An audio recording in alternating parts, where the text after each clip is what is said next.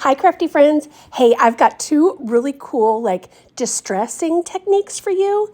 So the first one we're going to do on this little metal bird that I got from Dollar Tree. So I had to take my gloves off because I couldn't get the tape to come off. But I always, on the back side, put a little piece of tape over the holes where the hanger part was. And then that kind of holds in what we're doing.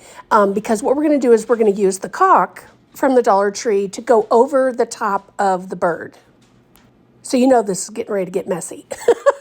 So make sure you're wearing gloves. But all I'm going to do is just kind of smear it all over. You saw on the bird, there's kind of some of those raised edges, like around the wings and the eyes and stuff like that.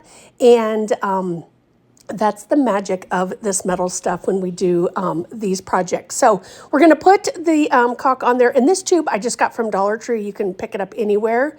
But I just kind of put a pretty decent amount on there, a little thick in some areas, and that's okay.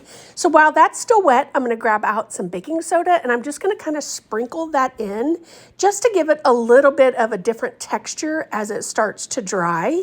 You can really see there where all those little lines and everything that are raised. So I can't wait to show you what we do with those. But next, while it's still wet, we're going to use some instant coffee from Dollar Tree and just kind of put that all around. Now, the cool thing is when this starts to dry, the whole thing, the coffee takes on like its whole other life. So we're going to set that aside. And then this little house I got from Dollar Tree, and I love it because it's really rough on your hands. This is perfect for wood to wood painting. So I'm just using a wood shim, putting a little bit of white chalk paint on there.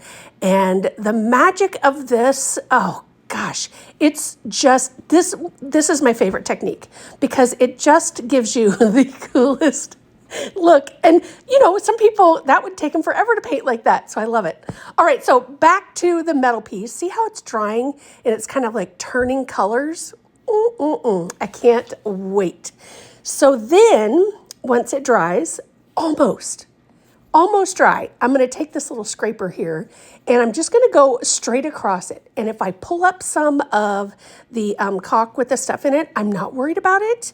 That's okay. I want some of the metal to kind of shine through, and I'm really hitting those high areas because what I want to do after we finish this is really make that pop. So I grabbed out an ink pad, and this is the Rich Cocoa, and I really start pressing down. I mean, I'm really firmly going across it because I really want it to pick up all those areas.